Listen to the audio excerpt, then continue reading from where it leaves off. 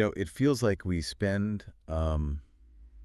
maybe 90% of our collective mental energy these days worrying about artificial intelligence coming for our Oh, jobs. absolutely. It's the Yeah, ultimate headline grabber right now. right. Like we're just obsessing over whether ChatGPT is going to write the next great American novel. Or if some image generator is going to put graphic designers completely out of business. Exactly. It's all very doom and gloom regarding the future of work. Everyone wants to know if they're going to be replaced by a chatbot. Yeah. But while we adults are busy freaking out about our 9 to 5s, AI has quietly, and I mean very quietly, walked right through the front door of the kindergarten classroom. It really didn't even knock. It just pulled up a chair right between the finger paints and the building blocks. That is exactly the image that's been stuck in my head all week as we prep for this.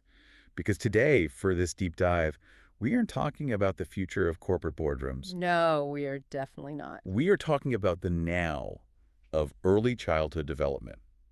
And we're going to unpack this by looking at a brand new, incredible source. It's a state-of-the-art review by Lucas Jumkrantz. Yes, published in the Early Childhood Education Journal. And the date on this is vital to mention for you listening. It's online as of January 2026. Which means this is the absolute cutting edge. It doesn't get fresher than this in academia. And maybe we should clarify what a state-of-the-art review actually is, because that sounds intense. Yeah, it's important to understand this isn't just, one researcher running one single experiment in a local preschool and writing a blog post. Right.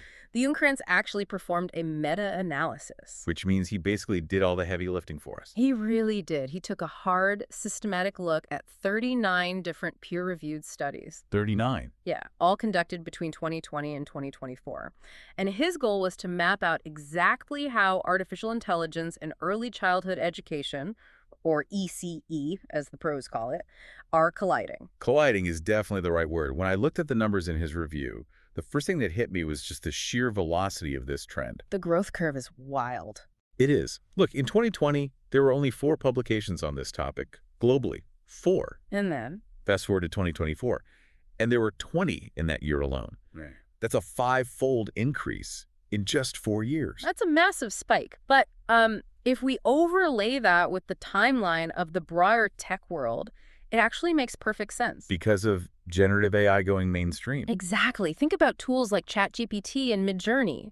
They exploded into the mainstream around late 2022. Right, and the academic world always lags behind the commercial tech world. Because rigorous studies take time to design, execute, and then actually get published. So science is slow, but tech is fast. That's it. So what we're seeing in that 2024 data is the research community essentially scrambling to catch up with a technology that has already invaded people's living rooms. Trying to measure a wave that has already washed over us. Exactly. When speaking of waves, let's unpack the geography of this research for a second, because that was genuinely surprising to me. I think it surprises most people. Yeah, I think most people, myself included, just assume Silicon Valley is driving the conversation on all things AI. Right. If it's tech, it must be coming out of California. Exactly. Yeah. But this review highlights that Asia, and specifically China, is leading the charge here. By a wide margin. Yeah, they produced 13 of the studies in the review. That is significantly more than Europe or North America. That is a crucial detail to keep in mind as we talk about this, because it suggests a real divergence in cultural priorities regarding AI integration. How so? Well, while the West is often bogged down, and rightfully so, by the way regulatory debates and privacy concerns, other regions are just pushing ahead with actual implementation in educational settings. Wow. So we have a global race, but different runners are moving at totally different speeds. That's a great way to put it. But regardless of where a study originates, the mission of this deep dive today is to figure out what we actually know universally about AI and our youngest kids. Right. We need to look at the data we actually have.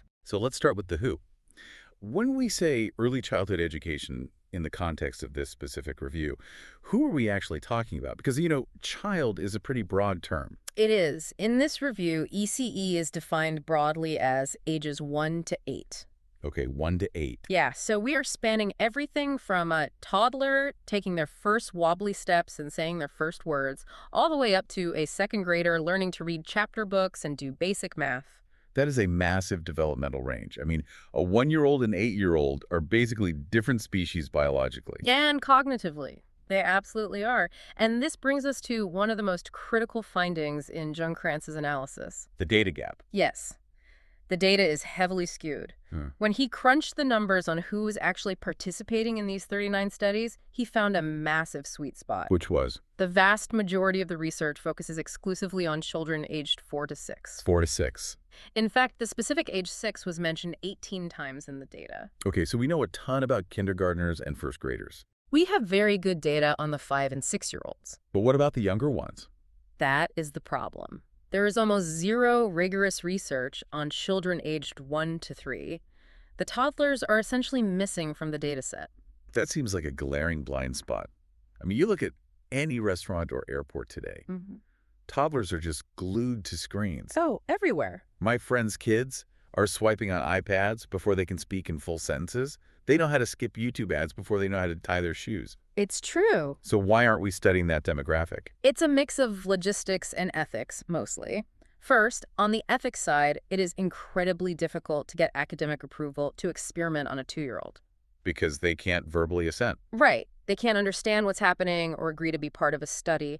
But secondly, and I think this is sort of the funny part, have you ever actually tried to get a toddler to follow a structured protocol? I can barely get a toddler to eat a cracker when I ask them to, let alone interact with a robot in a measurable scientific way. Exactly. They don't exactly follow instructions. They might try to eat the robot rather than learn from it. Subject 4, ate the stylus. End of study. Precisely. It makes consistent data collection a total nightmare for researchers. Okay, that makes sense. But there's a third factor the review mentions, which is a lingering perception among researchers that AI simply isn't suitable for that age group yet. But that perception feels incredibly naive to me. How so? Well, if the screen is already in the home, the AI is interacting with them, whether the researchers think it's suitable or not. That's a very fair point. The YouTube algorithm doesn't care if you're 2 or 20. It's feeding you content. We are definitely flying blind with that demographic.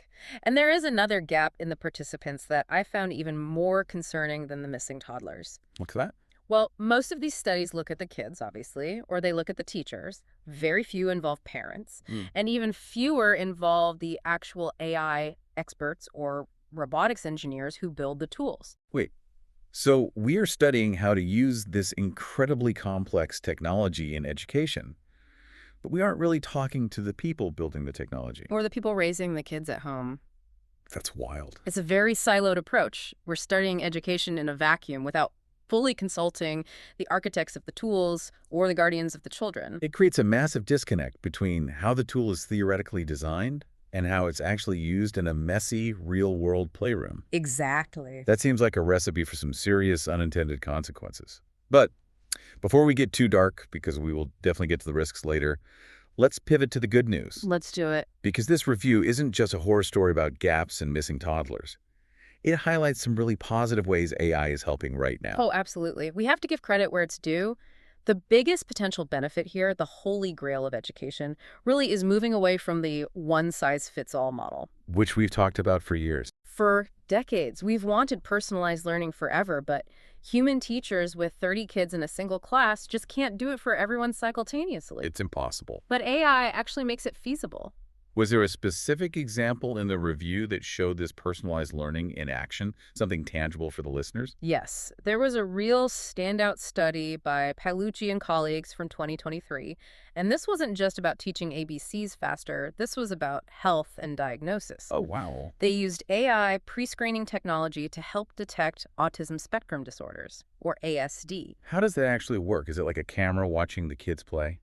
Mostly, it relies on analyzing patterns. The AI system can observe behavior, track eye movement, or measure responses to specific stimuli. Things a human might not notice. Right. It identifies subtle patterns that a human observer might miss entirely or might not catch until the child is much, much older. And what was the outcome? The result was extremely high accuracy and early detection. And in the world of neurodivergence, early detection is basically everything. It is the whole ballgame. It opens the door to early intervention, which can completely change the trajectory of a child's life. It's a clear, tangible win. It's a tool that supports the human experts, giving them data they just wouldn't otherwise have. Okay, I love that. What else is working? Then you have the engagement factor. There's a very common fear, and I hear it from parents all the time, that AI just means more screen time. Yeah, we just picture a kid zombie staring at a tablet on the couch, totally sedated. The iPad stare. The iPad stare. It is so real. It is real. But the research counters the idea that AI actually has to look like that. For example, look at the study by Aslan and their team in 2024. They looked at something called kid space. Kid space. That sounds like a set from a sci-fi movie. Paint the picture for us. What exactly is it? It's an immersive, multimodal system, Multimodal meaning. meaning it uses different ways to interact: sound, sight, touch. So instead of sitting quietly and tapping a little glass screen, the kids are in an environment that projects images on the floor or on the walls. Oh, cool. And the system actually responds to their physical movements. So they have to actually move their bodies to use it. Exactly. The study found it actually reduced that screen time guilt for parents. Because the kids are active. Right. They were jumping around, pointing at things, and most importantly, interacting with each other to solve problems. So they aren't just interacting with the machine. No, it turned what is usually a solitary digital experience into a highly physical, social one. See, that's the kind of nuance we usually miss when we talk about this stuff. We just assume AI equals sedation, but it can actually equal activity if the design is smart. Correct. And there was another great example regarding cognitive skills, specifically something called computational thinking. Okay, computational thinking. This was a study by Gumuz and colleagues in 2023 that used educational robots. Now, when you say computational thinking, that sounds a lot like we're trying to turn 5-year-olds into computer engineers. It does sound like that. What does that actually mean for a kindergartner? Well, it's not about teaching them to write code in Python. Good. It's about teaching a way of solving problems. It teaches skills like sequencing, Which is? understanding that things have to happen in a very specific order for a task to work. Or teaching debugging, which is finding an error in a plan and figuring out how to fix it. So how do robots teach that? The study found that even completely unplugged coding activities with these little robots help tremendously. Unplug meaning no screens. Right. Like if the robot bumps into a wall, the kid has to look at their physical command blocks and figure out, oh, I told it to go left instead of right. Okay. Exactly. That process is debugging. They are learning pattern recognition and how to fix their mistakes without getting frustrated. And those are foundational logic skills. Absolutely. Skills that apply to math, to reading comprehension, even to organizing your bedroom. It's teaching them the basic grammar of the modern world. Okay, so we have AI diagnosing health issues. Yeah. We have AI getting kids moving around, and AI teaching logic. That's a pretty strong resume. It really is. But I have to ask you, I feel like AI has just become this catch-all buzzword we slap on literally everything right now. Oh, 100%. So when these academic studies say AI, what are they actually talking about? Are we talking about a robot dog, or is it ChatGPT, or just some smart algorithm running in the background? That is the million-dollar question. And thankfully, the review actually breaks this down really nicely for us. Oh, good. Joan Krantz categorizes the AI into two main camps, based on an older framework by Bogner. First, you have what they call traditional AI, and this was by far the most common, appearing in 25 of the studies. Okay, traditional implies it's been around for a while. What falls under that umbrella? Think machine learning and neural networks. This is AI that is designed to analyze existing data, to predict outcomes, or to classify things. Give me an example from what we just talked about. The autism screening tool we mentioned, that's traditional AI. It takes incoming data, eye movement, behavior, looks for a pattern based on past data, and gives you a result. It's purely analytical. It's looking at what already is. Okay, that makes sense. And what's the other camp? The other camp is generative AI, or Gen AI. These are the new kids on the block. The chat GPTs. Exactly. Large language models, image generators. Interestingly, there were only 5 studies focusing on this in the review. Only 5 out of 39. Yeah, which makes sense given how incredibly new it is in the educational space. But this is AI used to actually create new content, stories, pictures, conversational dialogue. But looking at the notes we have here, there seems to be a third category that's a bit, well, messy. Yes, the muddy middle. The muddy middle. 9 of the studies were classified as inconclusive or unclear. Meaning the researchers didn't know what they were using. Pretty much. And this is a major critique from the expert perspective in the review. A significant number of these researchers basically just used AI as a buzzword to get attention. You're kidding. No, they might list terms like AI literacy or programmable artifacts in their paper's abstract, probably to get more clicks or secure grant funding, but they never actually specified what model they were using. That drives me crazy. That is just bad science. It really is. If you don't tell us what the tech actually is, how can we possibly know if it's the tech that caused the specific result? You can't. It's like a doctor saying, we gave the children medicine and they got better, without ever saying if the medicine was aspirin or antibiotics. Right. It makes a science entirely impossible to replicate. Exactly. If we don't define the technology clearly, we simply can't measure its real impact. So we definitely have some sloppy science in the mix. But even with the good science, there are massive risks here. Significant risks. And this is where the review gets a bit heavy. We have to talk about the bad, because for every awesome kid space getting kids active, there's a terrifying privacy policy that no one ever reads. We absolutely need to go there. And the most fundamental risk the review identifies isn't even a technical glitch. It's relational. Relational. Yeah. One of the sources in the review, a study by Panjeti Madan and Ranganathan from 2023, was extremely clear on this point. AI can definitely enhance learning.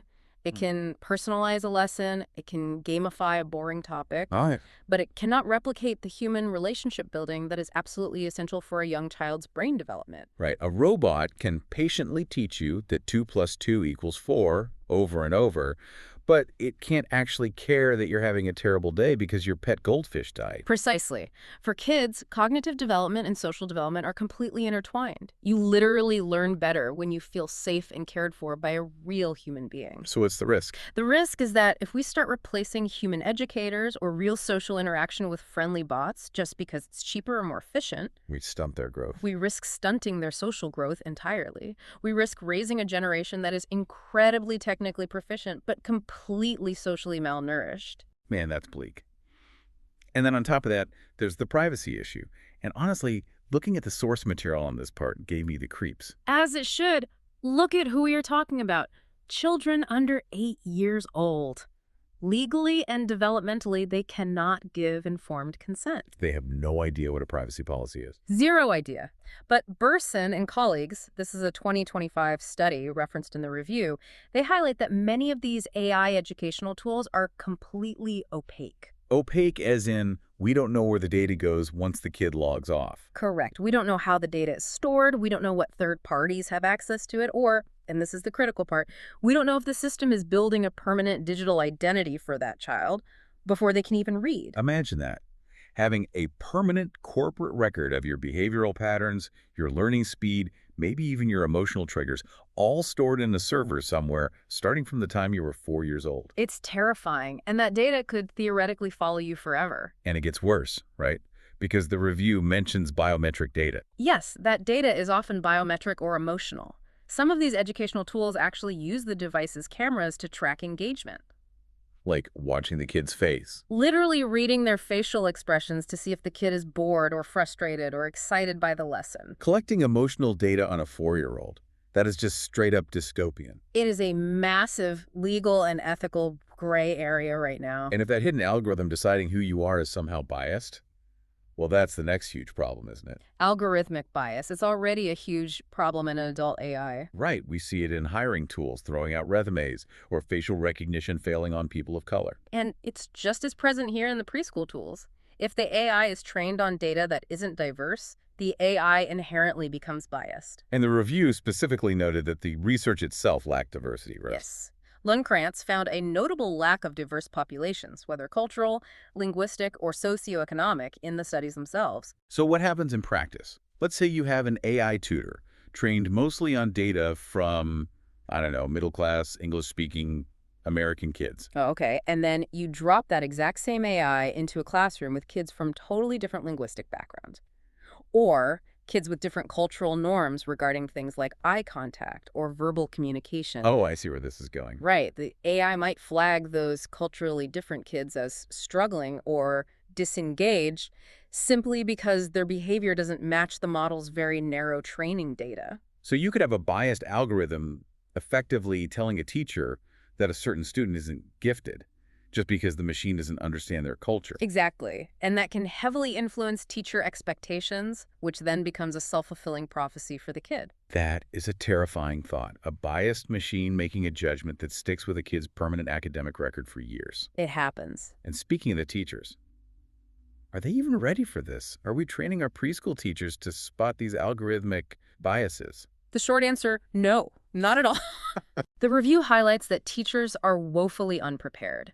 Studies by Sanusi and Su point out that there is a complete lack of curriculum design for this and grossly insufficient training. So we're just dropping these incredibly powerful, somewhat mysterious tools into classrooms and telling teachers, good luck, figure it out. We're essentially asking them to fly the plane while building it in midair. Wow. They don't have the rule book yet. They're trying to manage a chaotic classroom of 25-year-olds while simultaneously acting as data ethicists and IT support. It's an impossible ask. Which leads us perfectly to the so what of this whole deep dive.